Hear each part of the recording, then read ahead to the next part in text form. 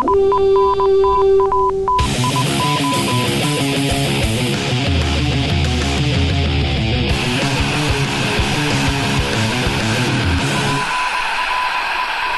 to Norse Code, the number one podcast for your Minnesota Vikings. I am your host and producer. My name is James Pagoshnik. Thank you so much for listening. And on the other end of the tin can and string, we have our analyst and co-host. He is a contributor to the Daily Norseman, along with other blogs around the internets. He is Arif Hassan. Arif, how are you doing this fine evening? I'm doing great. Just drank a whole campfire mocha, so I'm pumped, ready for the show. We're just trying to get pumped for this. It's been a day or two since the game, and so some of the excitement's worn off. So before we started, we both watched the Shia Labeouf video, and we're ready to seize the day and just let's do this. Yeah, let's do this. It's on. Let's go kill a guy in the wood. Oh no, we're not doing anything that actual cannibal Shia Labeouf would do. We're just trying to get maybe that's where he went wrong. Yeah, right. That's he was led astray, maybe right there. He was led astray by murdering people in the woods. Poor Shia Labeouf. Poor Shia Labeouf. Well, welcome to the show. We have plenty of things to talk about. We have a Vikings win to talk about. We dominated in Atlanta. The score is not an accurate representation of what actually happened on the field. So we got lots of things to talk about there. We've got a pretty good mailbag as well to go over. And before we start, we are proudly ad-free. We do not have ads for things like Audible or FanDuel or anything on it, despite what our Thursday, Friday show is. We do not have actual paid ads for Audible or FanDuel. We prefer to get donations from you guys to keep the lights on. And we appreciate anything that we can get. We got a couple of things to go through. We have one from David Paul, who sent us $5, who said, "I need Vikings horns candy corn to eat through my football depression." Here's $5. Thank you, David Paul. Appreciate it. Aaron Munsinger sent us $10 and said, "Thanks for all the hard work." Thank you, Aaron. Thank you. And our third donation this week is from Corey Ronning, who sent $10 to, quote, "keep Teddy alive." We can just keep putting this mission statement out there. Keeping Teddy alive, definitely a good thing, definitely something that we can support. Thank you guys so much. What is the status on the second batch of Vikings horns? Oh, so we haven't actually made the second batch yet. Yep. But we've got like a time carved out in our schedule to do it, so it's not like we've forgotten you or anything. We do know that we need to modify the recipe just a tiny bit. Not that the first recipe that people who are getting and probably have already received is bad or anything. It's more about no the one colors. has died as a result of eating the candy corn. Let us be clear. It's more about the colors. Yeah, so no one has died. We are merely changing the recipe for aesthetic reasons, for cosmetic reasons, not because anyone has died. Let's be clear. No one has died eating this product. Man, you're like really insistent. I just want it to be clear that there's been no injury or death as a result of this. And no impending lawsuits are... Oh, they said I couldn't talk about that. So, let's move on. We're going to be taking requests for the candy corn for the next show or two. Probably wrapping up by end of Christmas, you would think. For sure. Yeah, for sure. Yeah. So another show or so, you have an opportunity to get your address in. You can send your information to norsecodepodcast@gmail.com. And just include your physical address, your legal name, if that's or whatever name will be answering the door. Again, we promise not to sell your information. We will just be using this for candy corn purposes only. And if you wish to help cover the cost of it, you can do so at NorseCodePodcast.com. You can click on the donate link at the bottom of the page, which just sends you through PayPal, or you can become a sustaining member through a Patreon, which is patreon.com/NorseCode. Those are the ways you can support us. We're just trying to keep the lights on and just trying to keep this show as ad-free as humanly possible through the magic of candy corn. The magic of candy corn. Awesome. Magic of candy corn. So let's move on and talk about some game. We have our first stop on the Bird Hunting Tour 2015. We went to Atlanta to play the Falcons, and man, the offense was playing pissed for a while. It was really interesting to watch the aggressiveness of both Bridgewater and Adrian Peterson. A 30-year-old Adrian Peterson was just ripping through the first-ranked run defense and sent them down to 10th. What a game. By himself. Yeah, that was fantastic. Yeah, and obviously, like, some of it is that the quote unquote first ranked run defense was like first ranked in total yards, but also they were doing pretty well in yards per attempt. I think that they were like third or fourth. But some of it was who they were up against. They were up against some backup running backs, some teams that didn't run the ball much or run the ball very well. And in DVOA they were ranked 14th. So it's not as if the Vikings were Herculean in their attempts to take down the first ranked run defense, but it's still I think a phenomenal showing because I think it's evidence that Adrian Peterson, who, in my opinion, in the game previous, he wasn't playing like he had a couple games earlier. I think in the Green Bay game, he just wasn't playing patiently. He got ahead of himself. The offensive line wasn't playing very well. And in this game, both Adrian Peterson and the offensive line, I thought, did a pretty good job. I think there's one exception. We'll talk about that when we talk a little bit more about the offensive line specifically, but a pretty good job in run blocking. And Peterson did a pretty good job finding the holes, and sometimes he actually created space when there was none. So sometimes there was actually some pretty fantastic individual effort from him. And I thought, I thought that he did a fantastic job. And you're right, the offensive line, and Teddy Bridgewater played a lot more aggressively, especially in the first quarter. Than they have it in the totality of some of these games. So that was a fun offense to watch, and it's been a while. Since we could say that, even with this iteration of Peterson and with some of the better performances we've seen from Teddy Bridgewater. That first quarter was awesome. I just want to point out that entire first quarter, Matt Ryan never threw a pass. Like, did not get an opportunity to throw a pass. We just ate the clock up. Ate it and ate it and ate it. And the Falcons only got 4 plays out of that whole first quarter. It was just it was just amazing to watch. Like, wow, I don't think even in 2009, I don't think I've ever seen this before. Like, the other team did not get a chance to play in the first quarter. It was great. Yeah, and you're right. It's been a while since we've seen that kind of dominance, not just from the perspective of the offense is playing well and stuff like that. But you're right. I thought part of it is that they were able to force a 3 and out on defense. We'll talk about the defense in a second because Atlanta decided to run the ball a couple of times when maybe they shouldn't have, and the Vikings held up. I mean, it was a stellar all-around performance in that first quarter. As soon as the second quarter started, I mean, it started basically with the Teddy interception, but I think that the offense dialed down a little bit.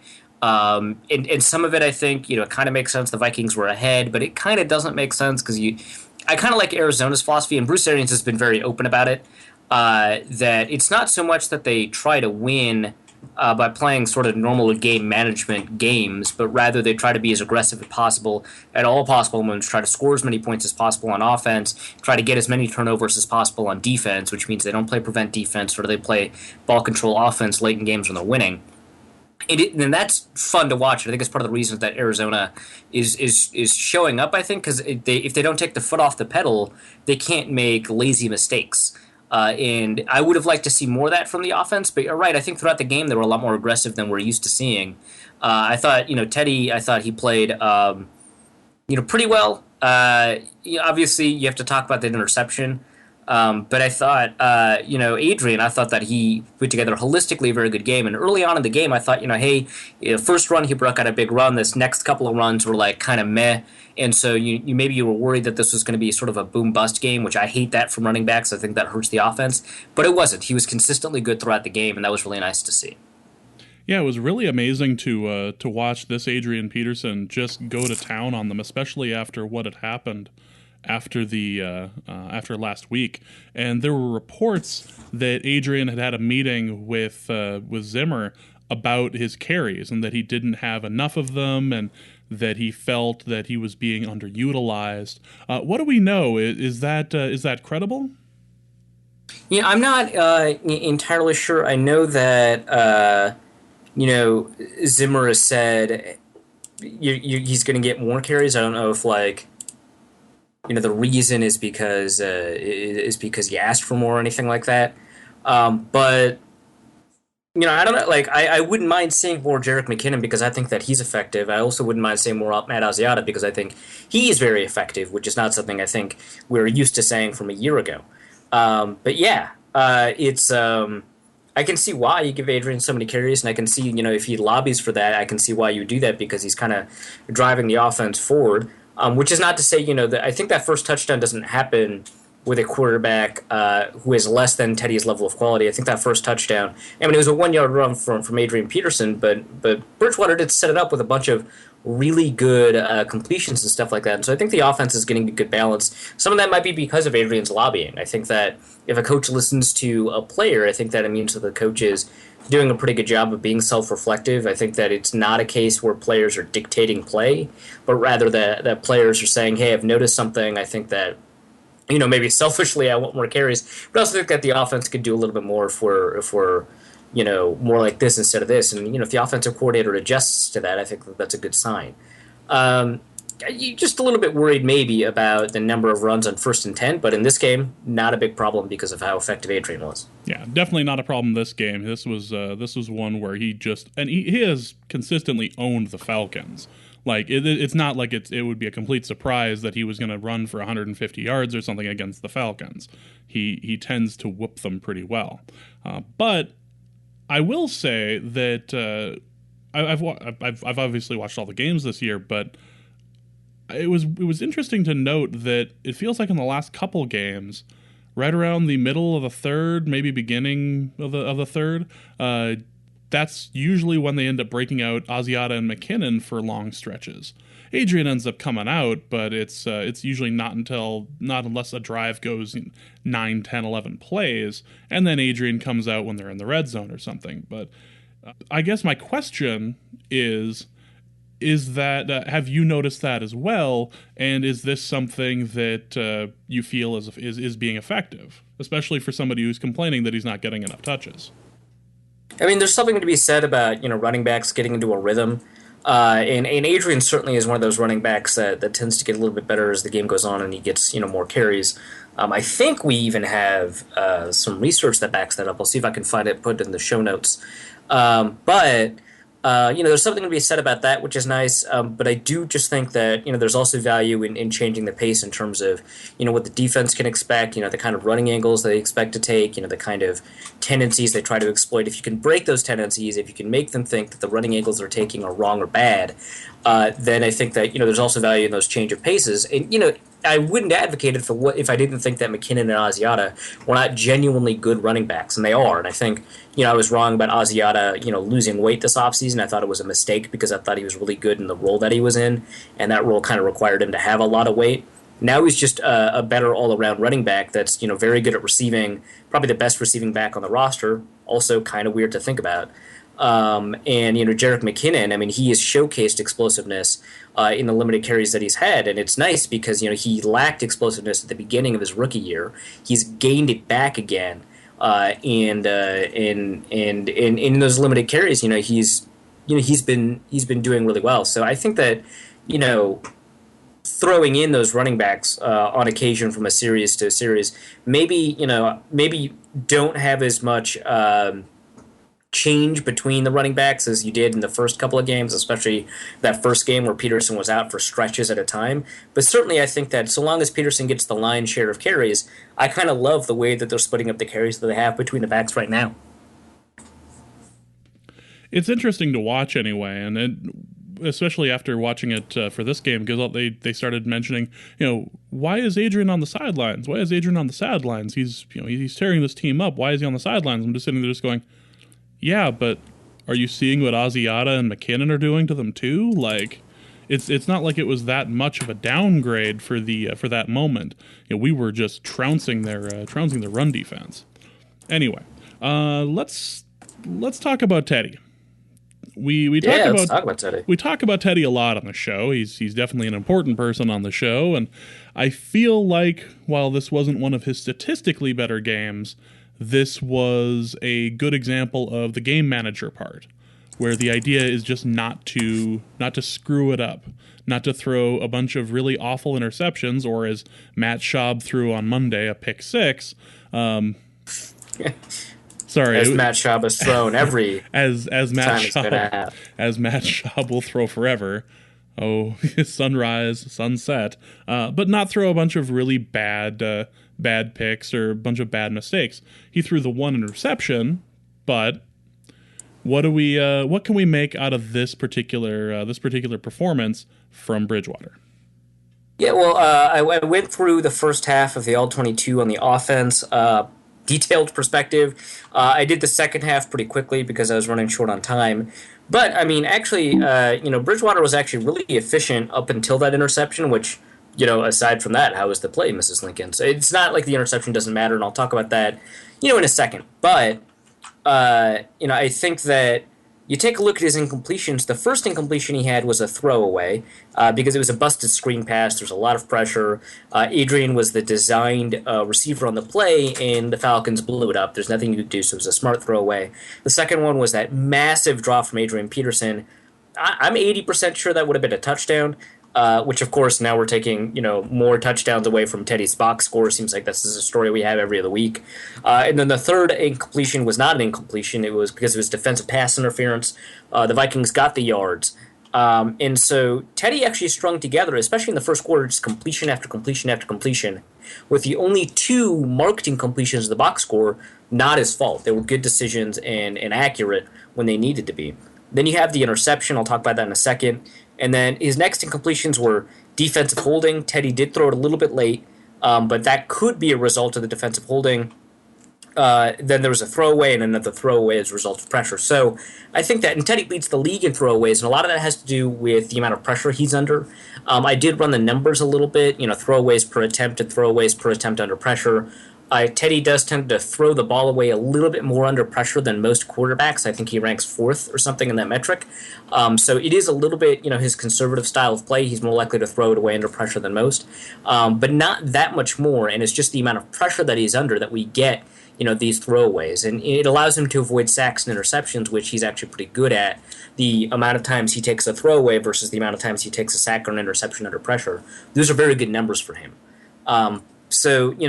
There were a lot of throwaways in this game. I think he has 31 throwaways overall now.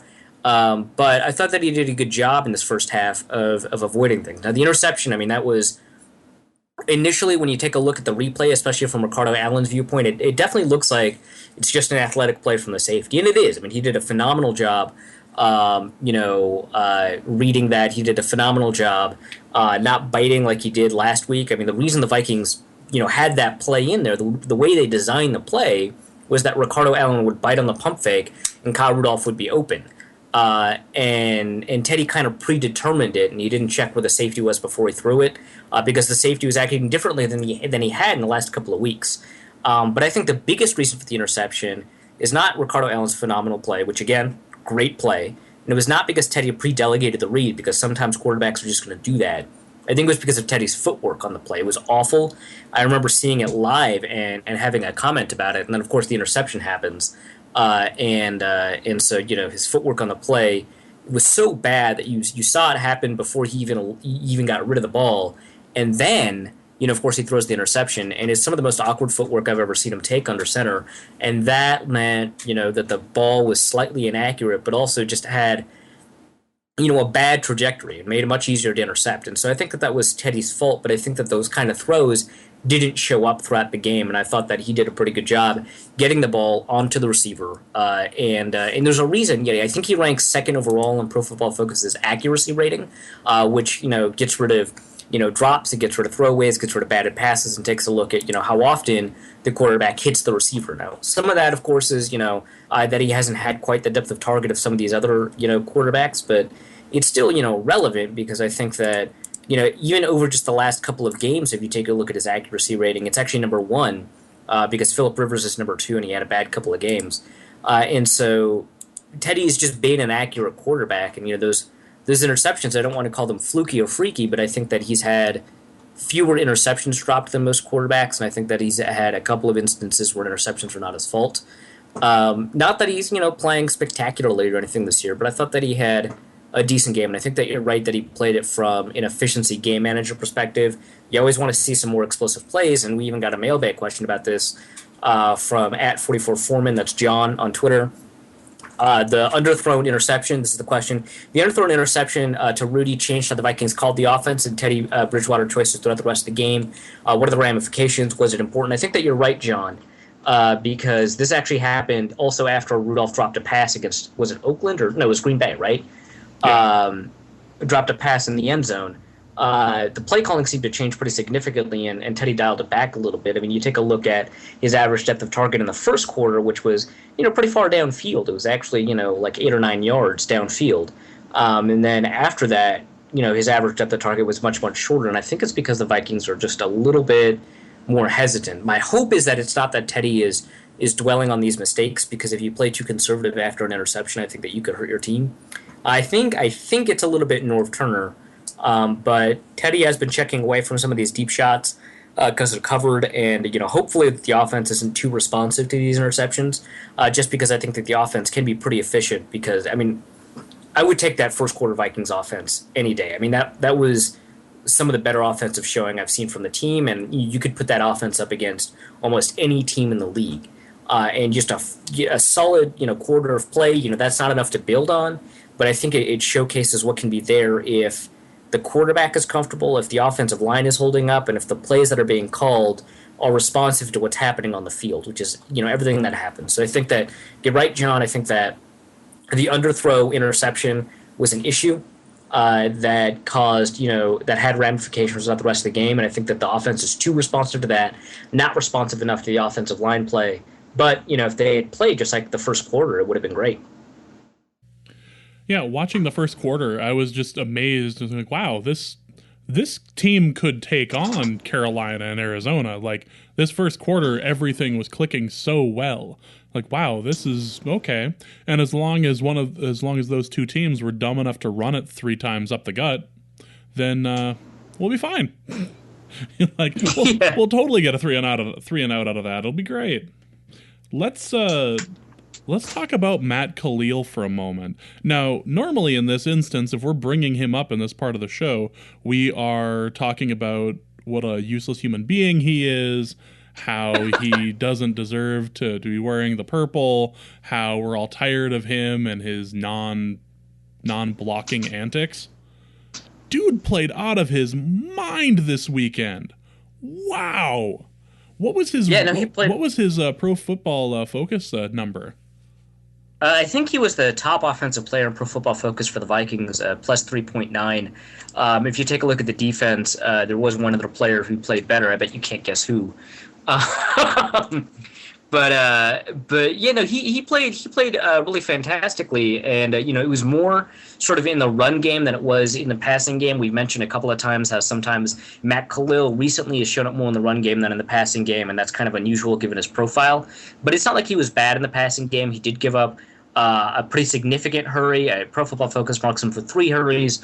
Again, I didn't take a look at the second half in detail, so I can't verify that number, but I do remember one significant hurry that affected the offense. But overall, I thought that he played really well as a run blocker, pretty well in pass protection, and of course, he didn't cause a penalty, which sometimes we've been pretty upset with him about that too, and sometimes those penalties that he causes are a result of him trying to recover from poor play. And in this case, he didn't have that. He didn't, ever play poorly enough that he would want to cause a penalty. It's nice, and Matt Khalil's been having a great season from his perspective, from the perspective of our expectations of him. He's having a great bounce back game from that Green Bay game where he played pretty awfully, and that was very penalty related, and that was a big issue. But he's playing maybe a little bit more volatile than we want, but he's playing a lot better than he did last year or the year before, and I think that this is great news. The Vikings can extend him, and you don't have to look for a left tackle. Your offensive linemen, you don't necessarily need, a bunch of all pros there. So long as you've got, 5 reasonably good offensive linemen, or even just 4 reasonably good offensive linemen, and 1, not completely awful offensive lineman, I think that your offense can function at a high level. I thought Khalil, his play, enabled the run game in a big way. His run blocking was really good. Even the announcers pointed it out. And his pass blocking was adequate. On the other hand, unfortunately, T.J. Clemmings probably put in his worst game of the season, and his season has been bad. In fact, when I tweeted out his Pro Football Focus scores, he was at a negative 7.3. They've since adjusted the score upon review, and now it's at negative 8.4. It's one of the worst ratings they've ever given, not just to him, but period. And I mean, it is awful. He's been awful. There's no other way around it. But I wouldn't say that this is an example of his play, of his play throughout the season, so much as it is an extreme version of how bad he's been. He allowed, according to them, 7 hurries. I thought that he actually allowed a hit, not just a hurry. Teddy was lucky that not all of these turned into sacks. In fact, I don't think he got sacked once in that game. Now that I think about it, and that was more because of him than it was the offensive line. I remember seeing a bunch of tweets from Atlanta Falcons Twitter. People who follow the Falcons pretty closely on Twitter, and they were like, "Oh my gosh, where did our pass rush come from? It finally looks good. That's amazing." And I didn't want to burst their bubble or anything. You're going against Clemmings. And I just checked, and there was 0 sacks on Bridgewater. Yeah, so I mean that's a huge credit to Bridgewater, and I didn't want to burst the bubble, but yeah, I mean it's who you're playing, not how you're playing. Like that. I mean it was bad. This is his worst game, so it's not representative of who he's going to be. But we did get a good mailbag question from Ted Harwood. Should we be seeing game-to-game improvement from Clemmings, or will most of the growth come during the offseason? I think, and I've kind of vaguely mentioned this on the show before, but I think that, Harwood's right. I think that game-to-game improvement is asking a little bit much. There's a lot going on in games, a lot going on in game planning. There's not much technical improvement you can give a player. I mean, there are instances, I think that maybe the most famous instance is Bobby Massey, who after 8 weeks of terrible play, turned in 8 weeks of really, really good play, and then cemented himself as a starter for the Arizona Cardinals, and he's actually been, pretty good. Clemmings needs a lot of instruction, like an enormous amount of instruction. He's only played tackle for 2.5 years. This is that half year, right? So it's before the season, 2 years. And he was meant to be a developmental prospect. And he's being forced to play early. It's really frustrating. And I expect Phil Lodeholt to come back. He's got a bad injury to come back from. So maybe it'll take him a while, which is unfortunate.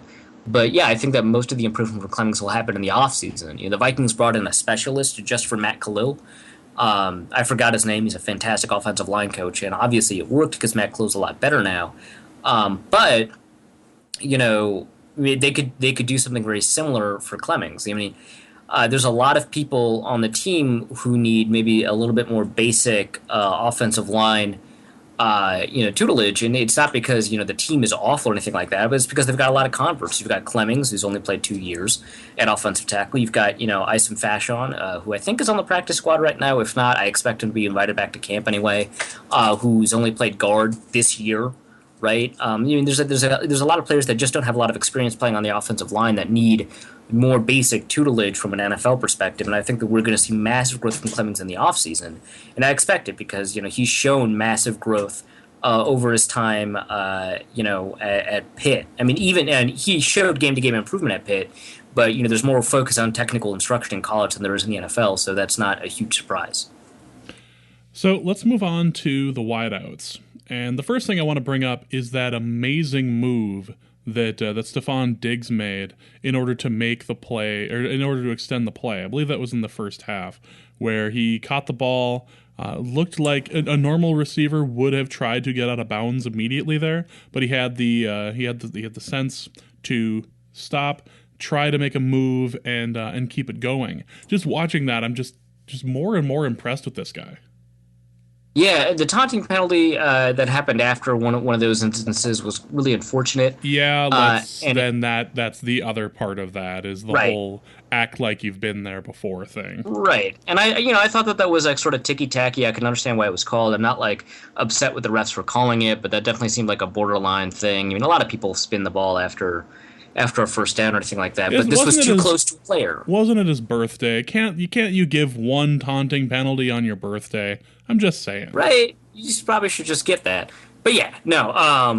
And, that's not something I'm going to hold against him because I don't think it's going to be a consistent problem or anything like that. But you're right. I thought that he had a pretty good game. If you get rid of that, I thought, he had a great game. Even though he didn't get, as many targets as he's used to getting, over when he was like breaking out, right? When he was like, this phenomenal receiver that was getting 100 yards a game. He only got 31 yards in this game, but I think that he had a good game regardless. I thought he did a good job getting open. I thought he did a good job generating yards after the catch. It would have been nice to see him get targeted a little bit more, but I guess this was Kyle Rudolph's game to shine. And yeah, no, I thought the things that he's showing are things that you can build on because he's shown great awareness of where players are. Even as he's catching the ball, he did a good job despite the fact that he's up against one of the best young corners in the league, Desmond Trufant. And when he wasn't, when he was up against Jalen Collins, he was able to make a play out of that immediately. So, all things considered, I thought that, he had a pretty good game. And I think that you're right that the kind of awareness that he shows about where everybody is on the field or what he can do once he has the ball in his hands is pretty great. It's just nice to see a wide receiver of ours have the discipline and know exactly where they are on the field. Like, I can, I don't have to go out here. I don't have to continue momentum. I can just change mid-step and completely freak out the cornerback that's on me. Like, it's just nice to see. But otherwise, there weren't exactly a lot of shining moments for the wide receivers, minus a pretty decent Jarius Wright play. Yeah. I mean, if you wanted to include sort of the running backs as wide receivers, Matt Hosiana had a pretty good game. But yeah, the wide receivers specifically, there were, enormous moments. There was a nice Jarius Wright play. I think it only went for 8 yards, but it was nice to watch. It wasn't a stunning game for the wide receivers by any means. And I think that, Atlanta secondary, a lot of people, thought that the Vikings would go to the air because of the run defense that Atlanta had, and I disagreed because I thought their secondary was very good. They showed that again. Like I said, Stephon Diggs, he had a good showing given that he was up against Desmond Trufant, but Trufant played like Trufant. He played a really good game, so it's difficult to get much space. And then you've got Mike Wallace being Mike Wallace. He added some hidden yards through penalties, but again, he's been kind of disappointing. And then you just didn't get much from anybody aside from Jarius Wright. Charles Johnson was on the field. He didn't get any targets. Some of that was because he wasn't open. I'd like to see him on the field more anyway. And then you just got a lot more when the Vikings were able to target players who weren't, covered by members of the secondary. People like Kyle Rudolph, who got 9 targets in this game. People like, Adrian, who, despite that really egregious drop, was useful in the passing game. Obviously, I already mentioned Asiata. Zach Line had a pass that I think got a first down.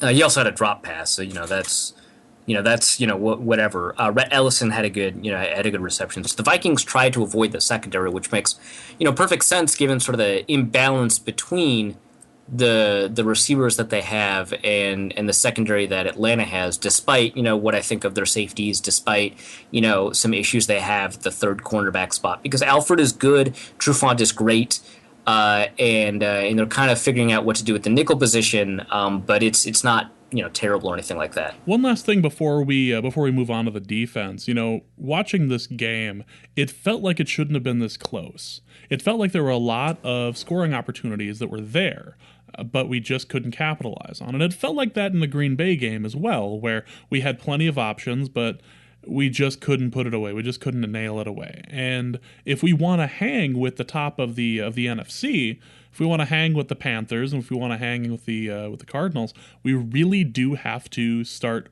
finishing these things like we were in the first quarter. I realize that I'm complaining about a game in which we dominated, but no, I totally agree, and I think that when we think about a game like this, obviously we should be happy that we won because it's always hard to win in the NFL. But part of the reason that we have the ability to do this is because we're kind of adjusting our expectations for who the Vikings are and what they should be and who they should win against, and they should win against or they should be competitive in games against Green Bay, which they weren't. They should be competitive potentially against maybe Carolina or Arizona, who right now I think you and I both agree they're kind of the top of the NFC. They should be able to put away teams that are kind of below that tier. They should be able to put away. Actually, frankly, most of the NFC, given how garbage it is. And we're not convinced that they have the ability to do that. I mean, they're going to go up against the Cardinals soon. They're going to go up against the Seahawks soon.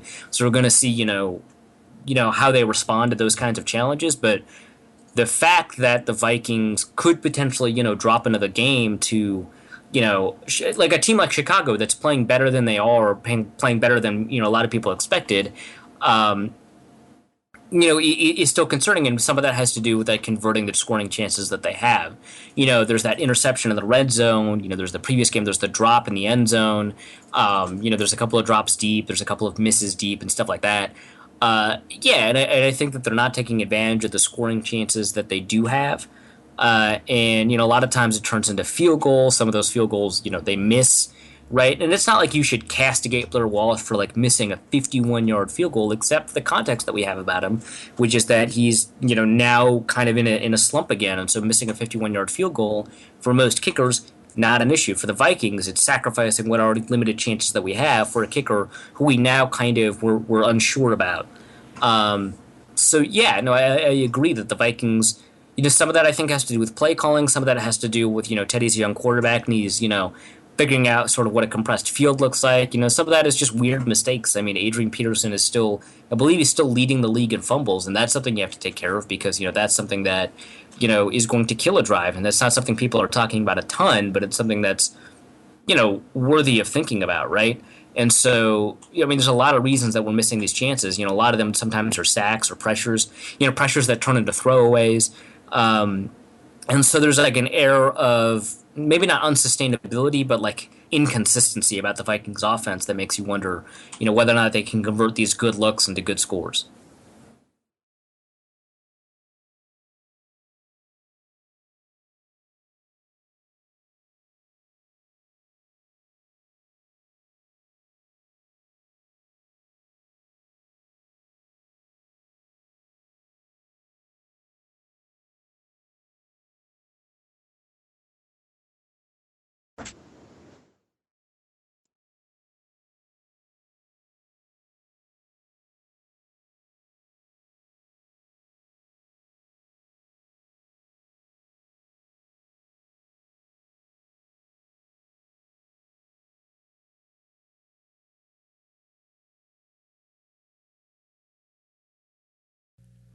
So let's move on to the defense, and let's move on to Matt Ryan, who was constantly getting harassed all day. And my favorite thing that a coach or a GM can do happened after the game, where they both said that they have every belief and faith in the abilities of Matt Ryan, which, in case you're paying attention at home, that's worth 10 points in the bad quarterback league. When you get the vote of confidence stamp from the coach, that's what happens. Doomed. Matt Ryan. They owe him $50 million in the next 2 years. Did you know that? Yeah, no, I just saw Florio tweeted that, and of course in the article that he wrote, they suggested that Kirk Cousins be an option they look towards, even though Shanahan the father was not a huge fan of Kirk Cousins. Man, well, yeah. Matt Ryan, interesting game from him. Not one of his better ones. No, and there's been a lot of criticism of him in Atlanta. Atlanta fans are divided on him. Some of that has to do with how good he was, or relatively good he was, for a young quarterback early on, and sort of his lack of improvement from there. And I think I still fundamentally have faith in Matt Ryan. A lot of people who follow the Falcons a lot more closely than I do and are very smart disagree with me, and kind of have to respect that. 2 interceptions is not a joke. So it's not like Matt Ryan, availed himself well. And a vote of confidence is always something you have to be kind of scared of, as weird as that is. But yeah, I don't know. Some of it is kind of adjustment to a system. A lot of people are blaming Kyle Shanahan. I think that he's a great offensive coordinator. I think he's done a pretty good job with Atlanta, but I think that, maybe give both the quarterback and the system a year. But I could definitely be wrong about Ryan because, maybe I'm kind of also stubbornly clinging on to some of the early potential that he showed. But also, there's no young, good quarterbacks, and maybe I'm looking for young, good quarterbacks. Interesting game from him. 1 touchdown, 2 interceptions. A decent-ish, not great completion percentage. I believe it was, 70 percent, but it was on low yardage attempts. I mean, they didn't really challenge deep despite the lack of safeties. And I thought the Vikings defense did a very good job, not just containing him, but also Atlanta in general. The running game, the offensive line, etc. Yeah, it was kind of interesting to watch the play, especially the play calling. That first quarter, watching them run three up the gut was just such a bad decision. Like after the second one, did you really want to run a third? Yeah, I don't. I was kind of confused by that. Just in general, not because obviously their running game has been pretty good. I mean, they're missing the guy. They're missing Devonta Freeman. They had faith in Tevin Coleman. That first run was not bad, but I mean, your running back is out. Your opponent's starting Pro Bowl caliber safety is out. You're not going to test that at all. Like really, like that was confusing to me. There were multiple pressures on the Falcons to see if they could, throw the ball deep, and they, just didn't take the bait on it. And I was kind of confused. I wouldn't even say that Tevin Coleman had a bad game. He had an all right game, but he couldn't. He couldn't do much outside of that first run and the 46-yard run that turned into it turned into a fumble. Outside of that, he averaged 3.8 yards a carry. Again, yards per carry is not an amazing statistic, and I think that when you get rid of outliers, 3.8 is not terrible or anything like that. But it's an indication that maybe the Falcons weren't sort of optimizing or maximizing, their opportunities. I thought, a lot of that has to do with, how well, the defensive line played. I thought Floyd and Joseph both had a very good game. But obviously, I think, the player of the game was Anthony Barr. I thought that even if you take away that amazing fumble, and it was a truly amazing fumble that he caused. That was a great play. He was knocked down, and then and got up and just taken down on a cut block. Yeah. Yep, and just sped up and knocked that thing out. Like there was a tweet out about how the Vikings had been kind of tipped off that he had Coleman had a bunch of fumble problems, both in college and playing in the pros. So they really tested him. It was almost like they were trying to prop him up to get the ball out instead of their normal thing, which is just tackle them as hard as possible. Yeah, Zimmer was talking a little bit about how they need to force more turnovers, but they don't want to change their defensive scheme, which limits your ability to create interceptions. So some of that has to do with, then you have to force fumbles. But, some of that has to do with Tevin Coleman specifically. He did have some fumble problems, and, they showed up again. He carries the ball kind of loosely when he thinks he's free and stuff like that. And I don't know, it's kind of stunning. This is a guy that runs a 4.440. Anthony Barr, he runs a 4.4140, or at least he did it his pro day. Despite the fact that he's like 50 pounds heavier than this dude. And he showcased it. Obviously, Anton Exum, who on that play, it was kind of like I had mixed feelings about him because I thought that he took a good angle, but then he didn't do anything once he got there. But he did slow down Tevin Coleman, and that allowed Anthony Barr to create the fumble. And then he recovered the fumble. That was great. It almost felt like he was just trying to do enough just to buy time just for Barr, because there's no way Coleman had any idea Barr was coming. If I was Coleman, I would still be having nightmares about Barr.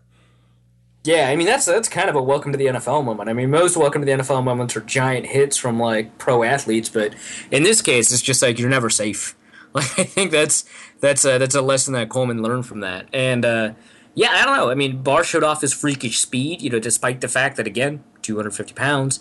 And he showed off, his awareness and the kind of smart player that he's turned into. And I thought that even if you get rid of that, I thought that he played a really great game. I think that he was a good pass rusher. He did get a sack. He also was able to get a pressure or two, or at least blow up the pocket a little bit. I thought in pass coverage, something that's been his weakness for a while.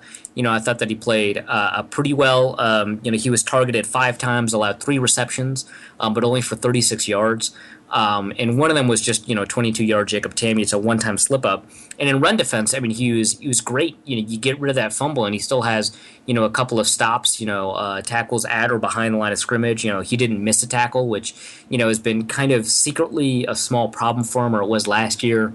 And he got in on a lot of plays. He read plays well. He was able to blow up blockers. I mean, overall, he just had a very solid, all-around, fundamentally good game. One or two mistakes, which I think were not hugely significant or anything like that. And he's a big part of the reason that the Vikings won. Because, I mean, honestly, the defensive ends were not great. And the defensive tackles were very good, but not phenomenal.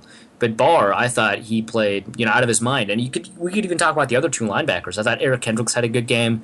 I know Pro Football Focus, they gave him a negative rating. I kind of disagree with that. I think that over the course of the game, he showcased some pretty solid fundamental play. He did a better job taking on blocks. He knew where his assignments were. He could fill in run lanes, and he was a little bit more aggressive than a lot of people tend to give him credit for. I think he might have gotten a tackle for loss. Chad Greenway, I thought he had a great game in run defense. So yeah, I mean all the linebackers played really, really well, and it was nice to see. Let's just quick talk about the game by Tevin Coleman. I ended up with 110 yards. It was quietly a pretty good game for him. And what would you? Well, can we blame that more on the lack of Harrison Smith, or just the offensive line for Atlanta making holes?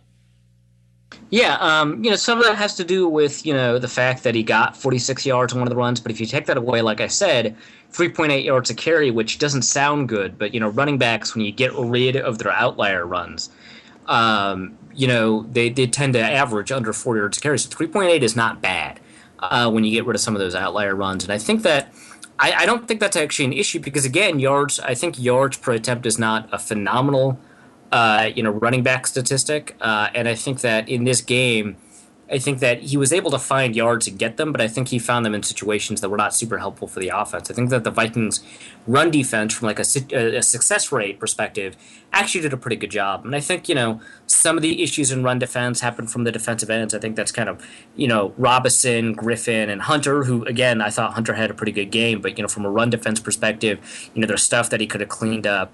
Some of that has to do with run contained from the cornerbacks. I thought both Newman and Rhodes had some issues against the run. But the linebackers, they did as good a job as you could ask. So I think that the issues are more sort of at the edge when it comes to defensive end and cornerback containment. And again, not a huge problem. I thought the Vikings were pretty successful, but you're right. Tevin Coleman had a pretty good game, even after you get rid of some of these outliers. And all this is happening.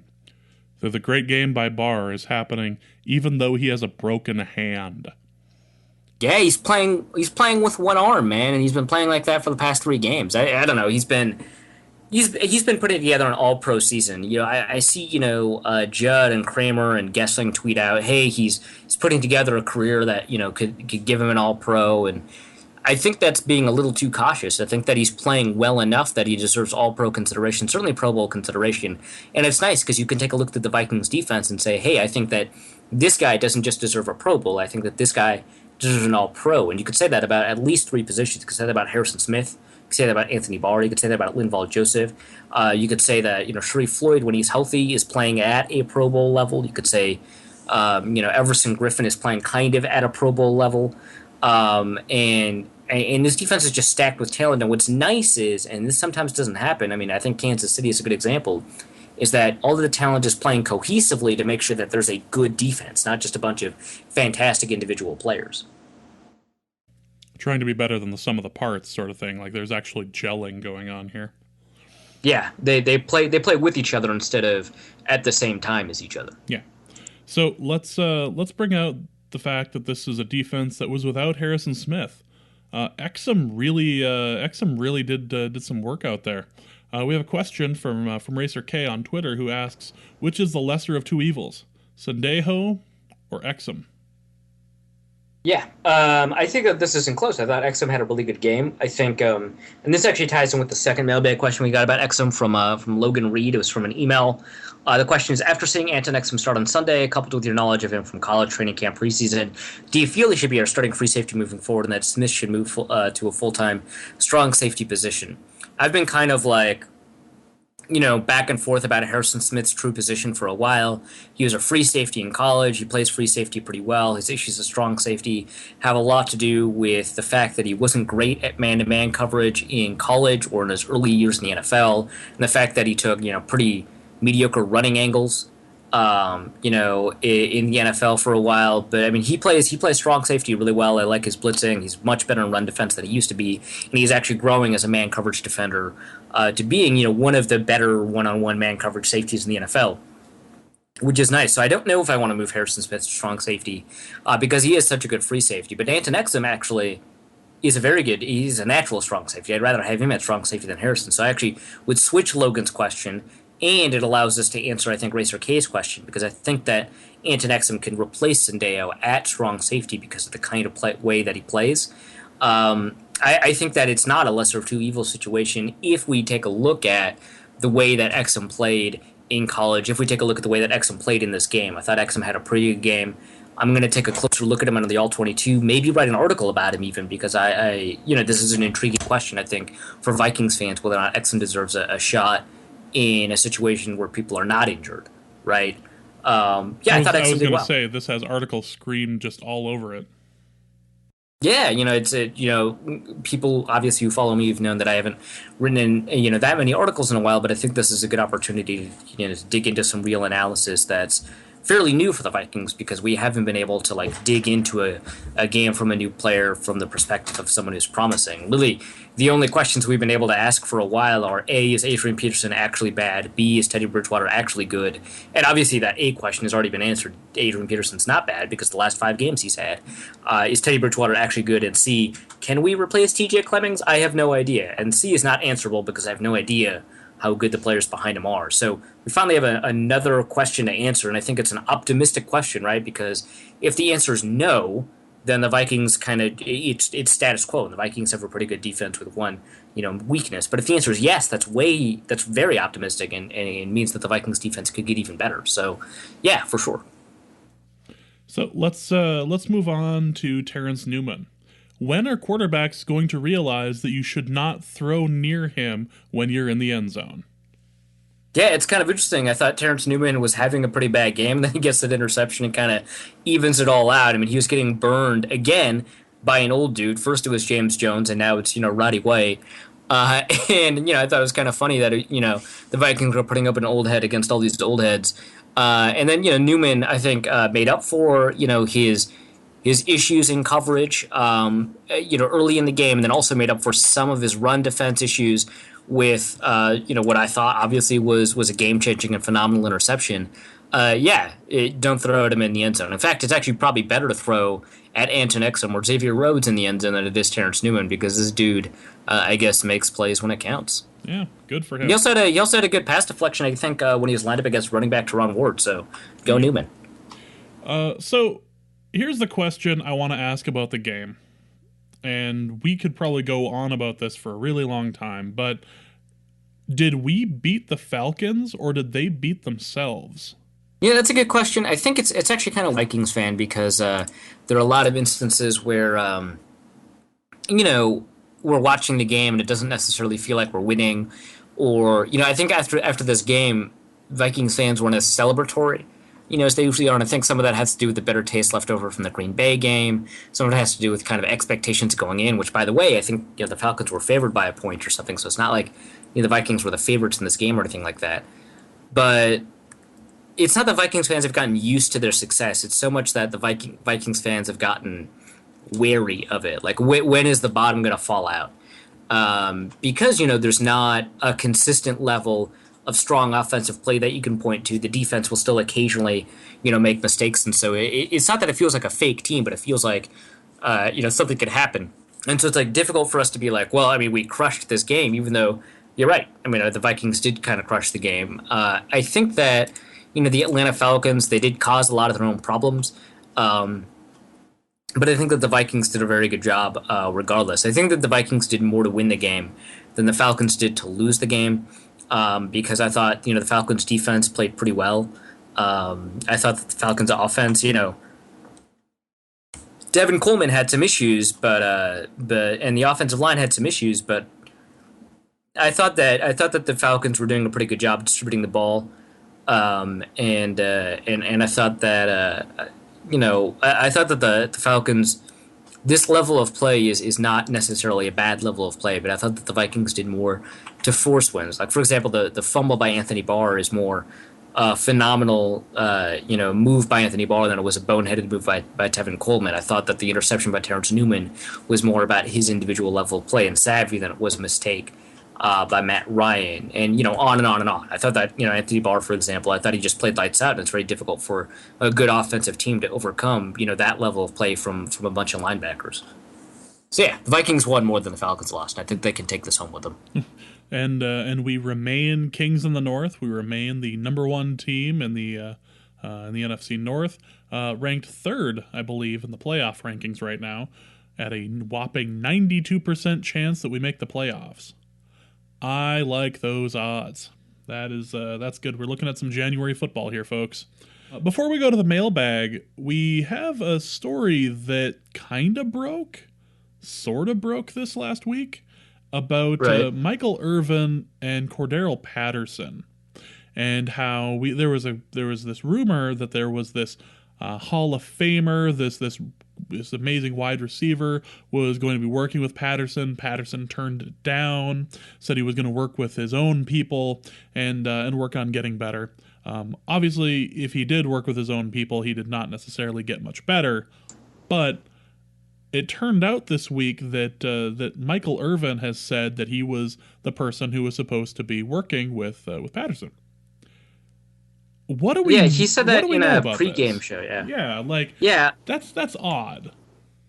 It is odd. I'm not entirely sure. I remember that rumors that it was Michael Irvin earlier were I don't want to say categorically, but pretty strongly denied. I had heard other rumors. I think Troy Brown was a rumor, for example, and that was pretty. I don't want to say debunked, but I had heard that the Troy Brown rumor wasn't true. There's actually pretty good evidence for the Troy Brown rumor too, so it's not like that one was out of thin air or anything like that. But it's kind of weird because I remember the Michael Irvin stuff being denied earlier. I don't know. Remember, this is also something that when we were discussing it at the beginning of the season, it was revealed that Patterson, didn't go to the trainer and went to his own thing, which was to get his head right. He went to the quote unquote trainer from hell, and Zimmer evidently didn't mind, and through that lens, the discussion kind of changes a little bit. But given that the results haven't shown up on the field, we have the benefit and maybe the curse a little bit of hindsight to reevaluate it. And a lot of people were like, well, his issue is route running, so he needs to go to a receiver that doesn't just know how to run routes, but also knows how to play the entire game well. And Michael Irvin, he's one of the best at contested catches, I think, in NFL history. He's not just a good route runner, but he knows exactly where to position his body and stuff like that. He's got great hands, and a lot of that doesn't just come from like hand strength or grip strength or anything like that. He played really well. He played really a solid, fundamentally good football. He's also very aggressive, as a receiver. Maybe he could impart some of that to Patterson if possible. But Patterson decided to get his head right before he got his game right. Maybe that was a mistake. I don't know. But again, it's difficult to evaluate this kind of talk or this kind of thinking without at least acknowledging, like, hey, Mike Zimmer said he was actually cool with it. But maybe Mike Zimmer meant he was cool with it from the perspective of, hey, it's your grave. You can bury it however you want. Or he was just cool with it because, he figured out that Patterson's priorities are what they were. I don't know. So it's very difficult for me to be super judgmental, but it's also like weird that he turned down an opportunity to work with Michael Irvin. Like that, I mean, that would be sweet. I don't even play football. I would love to learn how to play football for Michael Irvin. He's not a great analyst, and obviously he's got his huge Cowboys bias or whatever. But I mean, if you saw him on fourth and long or whatever that Cowboys show was, he was a pretty good coach. So I would love to learn from him. It's just it makes sense in the general scheme of things of Patterson being Patterson, being like, oh, well, of course he would do something like that. Why wouldn't he do something like that? Of course it was Michael Irvin. Why wouldn't it be Michael Irvin? Right. It made sense in the general scheme of things, but if this is something that that Zimmer had signed off on, I feel like we could cut the kid a little bit of a break, regardless of how weird it ended up. But he wanted to get his head straight, so don't work with Michael Irvin, I guess. Maybe he just has a thing against wide receivers who were caught in like bad drug situations. It's a different NFL, James, but I think that's probably not going to be part of Michael Irvin's coaching. that's not going to be part of Michael Irvin's coaching. Not we're going to leave the coke out of it. Okay. Let's go to the mailbag, and Isaac has a question about Adrian Peterson. Adrian it says, if Adrian stays healthy, any chance Rick swings a trade, and could we get real value out of it? That's interesting because he's still old. Which, obviously like limits, sort of his upside. I would advocate a trade, obviously dependent on value, but I think that it is likely the Vikings will get more value out of a trade than if they kept Peterson.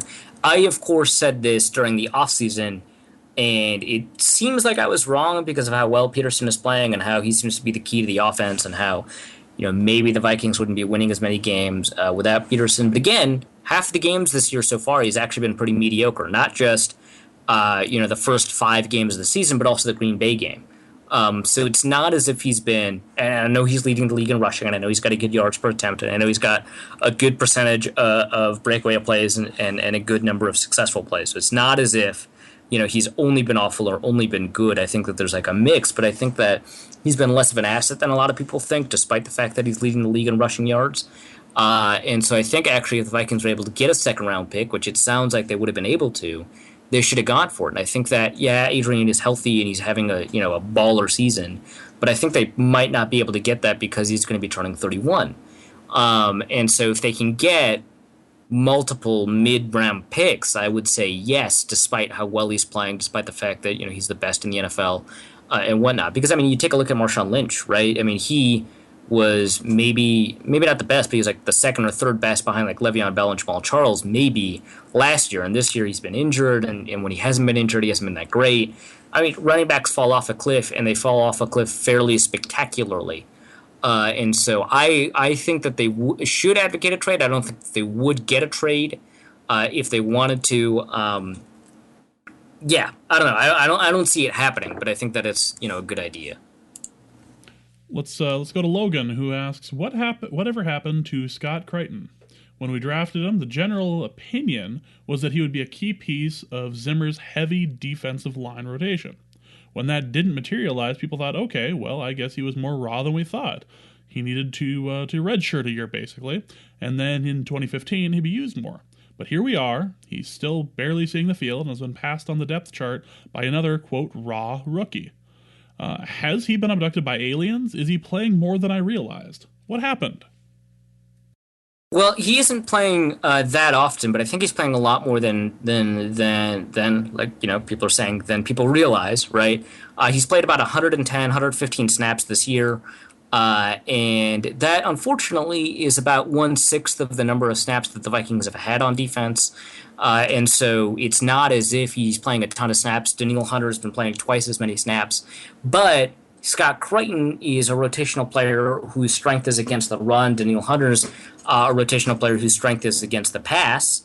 And you're more likely to rotate a pass rushing specialist than you are a run defense specialist. Scott Crichton's gotten a lot of play in goal line situations. And luckily, the Vikings have not been in too many goal line situations, but they have been in a lot of third and long situations. When you think about it, both of those things are good and good indicators of the defense. I'm not saying I'm not saying that Crichton hasn't been a little bit disappointing. He has, but I think that he's been less disappointing than a lot of people say. He's actually been pretty decent when he's been on the field in terms of run defense. He hasn't generated much of a pass rush, and I'd like to see him get more inside snaps to spell Tom Johnson, who I think is showing his age a little bit, despite the fact that he's playing well. He's gotten a couple of bad games in. To spell Tom Johnson, to spell Sharif Floyd a little bit. I'd like to see him play on the inside a little bit. Just to get more snaps in. But maybe this is the kind of third round pick that isn't showing up. Who knows? But he's playing a little bit more than I think people realize. Let's go to a question from Teddy's Glove, which is apparently which is not Ted Glover. It's just a guy named Teddy's Glove. Exactly. I had no idea that Teddy's Glove had anthropomorphic qualities. Apparently, it can type and can do all sorts of things, including have this question. There was a good article by W. Ludford at the Daily Norseman, good writer, advocating changing from Norv's Air Coryell system to the Earhart-Perkins system in order to shore up our weak offensive line. Is such a drastic offensive change completely necessary? Couldn't the same thing be accomplished in the Coryell system by Norv calling shorter developing routes, i.e. the 1, 2, 3, 4, 5, and 6? Yeah, I think that this hits the nail on the head. I kind of disagree. I don't want to say disagree with a lot of the content of the piece, because I think the content of the piece is largely on point. That the way that Norv runs the system, it requires a big-bodied receiver to win those contested routes. It requires an offensive line that has the ability to hold on against pressure for a lot longer. It requires a lot of things that the Vikings simply do not have. I mean, he even mentions that Teddy is not a master of the deep ball, even though, people are, overemphasizing it. They're right that this doesn't cater to Teddy's strengths, but I think there's a couple of things that we need to separate, and I think that this email does a pretty good job. I think that there's a distinction between what the system requires and what the play caller requires. The system is a timing-oriented system, and so you can't get out of that from a Norv Turner system. The way that the system is designed is that it's a timing-oriented system. And I think that the quarterback that we have is actually very good at that sort of thing. And the system does not necessitate deep developing routes. It does not necessitate, an offensive line that can protect 7-step drops with regularity. And it does not necessitate a big-bodied receiver. Those are just features of the people who run the system, and not all the people who run the system. I mean, Cam Cameron and Norv Turner, they do that, right? But there's a couple of Air Coryell disciples that don't do that. And I think that, there are pieces in the article that kind of speak to that, but they don't really, get to the heart of it. And, in the article that W. Ledford writes, he mentions that the offensive line coach, Jeff Davidson, he actually ran an Earhart-Perkins system for a little bit, and he's familiar with that system. That system is a lot more modular. I will give, that, because the system is intrinsically a little bit more modular. But it doesn't necessitate, more or fewer deep throws. I think that you could take a look at Peyton Manning's, kind of version of the Earhart-Perkins system, or Tom Brady's version of the Earhart-Perkins system, and see that there are instances where you can have, shorter developing routes. But Tom Brady's 2007 version of the Earhart-Perkins system was a very aggressive system, right? Just like, there's multiple kinds of West Coast systems. I mean, Aaron Rodgers is different than Darrell Bevels, is different from Andy Reid's, is different from Kyle Shanahan's. They have different passing depths and stuff like that. So I think that you can accomplish a lot of the same things by calling these shorter developing routes and having the progressions in those routes go from short to long, which is pretty normal from those systems. And so I don't think that you don't need to change the system and the terminology so much as the play caller behind the system needs to be a little bit more aware of what the realities are on the field. So yeah, I mostly agree with this email. I think that one thing that the article was talking about was switching to different kinds of running. That's kind of system independent because you can design your running game independent of that. But yeah, it's a good article. We'll link it in the show notes. I agree with a lot of the content. I disagree kind of with some of the conclusion, and I think that the email that we just got about it did a pretty good job detailing some of the reasons why the email can be both, or that the article can be both true and not true at the same time. When you had said Cam Cameron, for some reason I was just sitting here just going, wait, did he mention the Left Behind guy? The evangelical? No, that's Kirk Cousins. That's what it is. It's Kirk Cousins, not Kirk Cameron. No, okay. I literally had to Google it for a second and just make sure that this wasn't the same person. Like, it turns out that in his off time when he's not making Left Behind movies, he's an offensive coach. I had to make sure. I just wanted to double check. And finally, we have a question, also from Teddy's Glove. This is definitely one that you're going to have to answer. Quote, I tried to make my own batch of Vikings horns by following Alton Brown's recipe. However, the dough was too sticky to knead when trying to add the food coloring, and it just ended up as a sticky paste. What did I do wrong? Is it because I used Whole Foods organic corn syrup instead of the good old American unnatural stuff? The reason actually is not because you use the Whole Foods organic corn syrup. Continue using that if you want to. I use the Caro unnatural American stuff. The reason actually is because the recipe is a little wrong. They didn't stick it in the show notes. You need to add a lot more confectioner sugar. And it's not a big deal because I think that when you make the recipe, the part that involves the sugar and the water and the corn syrup, that is unchanged. But you can actually just add as much confectioner sugar because there's a little bit of cornstarch in it, which thickens things up a little bit. You can add as much confectioner sugar and a little bit, and there's another ingredient, and I'm missing it off the top of my head, and a little bit of the other ingredient. It might be flour? I don't know. A little bit of the other ingredient to firm things up a bit. But you can add as much of that until you get the dough the right consistency that you want. We'd actually added a lot throughout the process to get it to the consistency we wanted. And it still ended up pretty sticky. But what's nice is when you get it to, even if it's just a tiny bit too sticky, what's nice is if you freeze it, a lot of the stickiness just, gets removed and you actually can get some of the moisture out of it in the freezer, which also reduces its stickiness. So, yeah. And, by the way, Teddy's Glove mentioned that the paste, although sticky, was delicious. So it's mellow cream. Yeah, it's great. It still works. It's just it just wasn't as great in this instance. So that's what you're going to need. And that is going to be it for this week's episode. A little shorter, but we had important things to talk about, and just wanted to make sure we ended up hitting them here. We are starting to call the old episodes for the annual Christmas special, which is a bunch of outtakes and best of stuff. So if there is a clip from an episode that you wish to feature, wish to have us bring back, such as the discussion on the island, or if you want us to bring up the times we've made fun of Dusty for whatever, I will be happy to put that into the show. If you want to tweet us at NorseCodeDN or at Big Mono, or send an email to NorseCodePodcast@gmail.com, that will be a great place to just give us a little cue, and better if you include the episode number, please. Otherwise, there's going to be a lot of looking, and I'm probably just going to end up having to ignore it in the process. So we are starting to call them. So if there is something you want to have featured, just let us know, and we'll try to get it in there for you.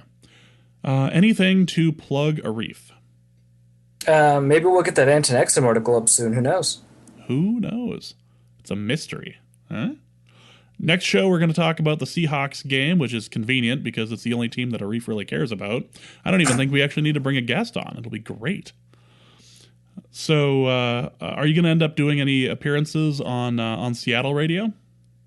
We'll see. I don't know. They haven't asked me yet, which is depressing.